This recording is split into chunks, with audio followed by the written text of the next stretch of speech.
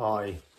We've been looking, or looked last time, at this study of the river all the way through Scripture. That's what I'm doing. I'm looking at how the river of God is seen all the way throughout Scripture, from Genesis right the way through to Revelation. And you see that picture, and it's a picture of God's power, and the source of that river is Jesus. And you can see it all the way through. It doesn't matter, Old Testament as well. There are some lovely pictures that the Old Testament is full of, and you can, like somebody once said, you can see Jesus in about every page of the Old Testament. And we looked last time at how Moses struck the rock in the desert and water flowed out. And remember, I said to you, you might be saying, well, it's not a river. It is a river, because if you look at Psalm 78, it tells us round about look at verse 13. It says, he divided the sea and led them through. He made the water stand firm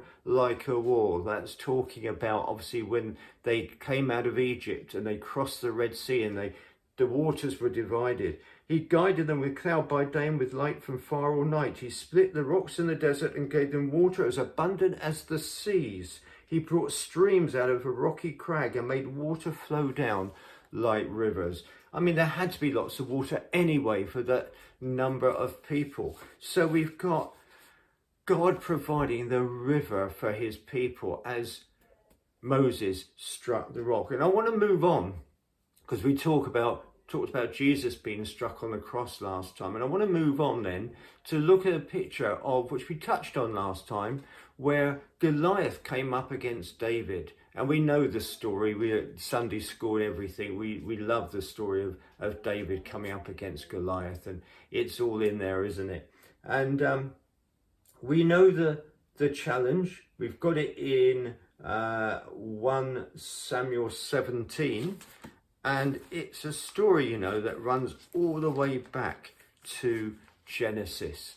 Because what happened was, we've got this giant coming out, and he says, choose a man and have him come down to me. If he's able to fight and kill me, we will become your subjects. But if I overcome him and kill him, you'll become our subjects and serve us. So we have this situation where it's basically one against one, and whoever wins, the whole army, the whole nation will be under servitude, either to the Philistines or to Israel. And there is a picture that goes all the way back to Genesis, because that is what Satan said right the way back then. In a way, it was a question of, choose someone. Is there somebody who can beat me? Because if not, you are going to be under my control. You are going to be under my slavery. And in fact, that's what we see, isn't it? In the world was under the slavery of sin, the slavery of the enemy, and still is. There is still a lot of humanity is in that place.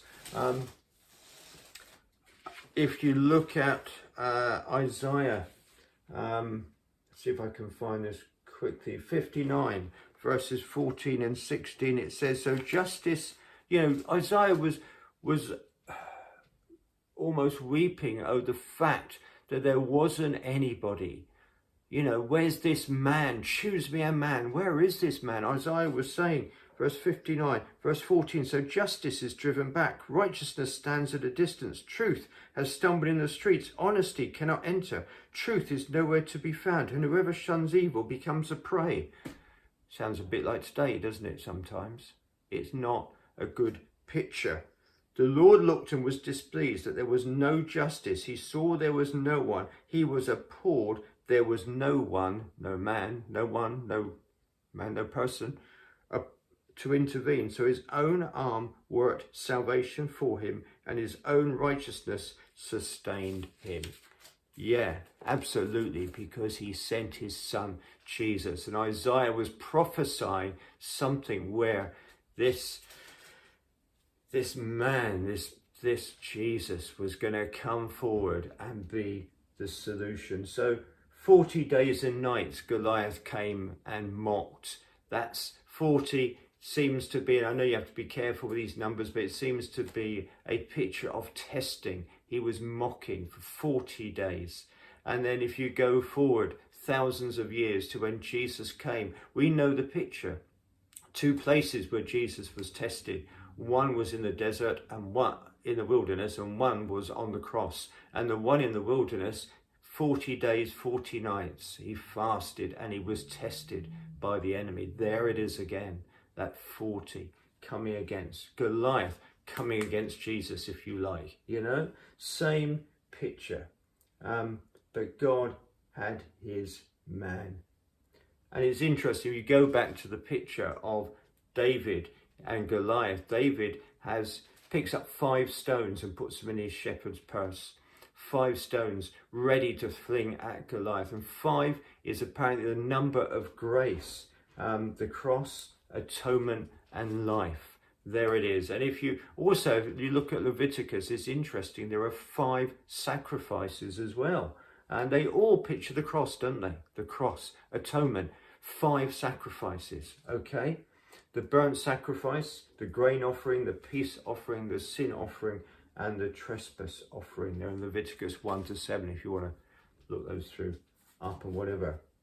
So they all picture the cross where grace was poured out and sacrifice was made. And Jesus suffered 5 wounds, 2 in his hands, 2 in his feet, and 1 in his side for our salvation. Very interesting how these things link together. And so in Moses and in David, we have these 2 hittings or smitings, if you want, the old-fashioned word. I use that word nakal from Hebrew from last time. And we know that when Christ was hit, the river of life flowed. And we know that when David threw that rock and hit Goliath, Goliath was struck. There goes that word again. He was struck and the head was broken. And there we go. The rock who was in the desert, which we're told, we read like we saw last time, represents Jesus. Here's the rock again coming against the enemy and hitting his head and destroying what the enemy wanted to do. And that fulfills a prophecy that's in Genesis 3:15. I told you it all goes back to Genesis. It all goes back there. What's the prophecy? It said this: I will put enmity between you and the woman, and between your offspring and hers. Isn't that right? The offspring of the woman is us. We all are, the human race. We came out from, we're the offspring of the woman. And there's that enmity. The enemy is out against the human race. But it says, he will crush your head and you will strike his heel. There's the picture. There's the picture, isn't it? And that's what we see in so many places, but we certainly see it in this picture of Goliath and David. So the head's being crushed. I want to tell you, whatever you're going through, whatever struggles you might be facing, focus on the one who has defeated the enemy. Isaiah was looking and complaining there was no one, but knew that God would work his salvation for him. And that's exactly what he did. It started back in Genesis, and the enemy said, find a man, otherwise you will serve me. And we served him in one sense for thousands of years, although there was always, God was there for people who would follow him. But then the man came, fully man, fully God, Jesus Christ, who struck the enemy and defeated him once for all. All you have to do is focus, give everything to him, and you are part of that river of life that flows from him. When he was struck, that river flowed, and we're part of that. God bless you. Join me next time when we look at Moses and a tree. It's going to be interesting. God bless.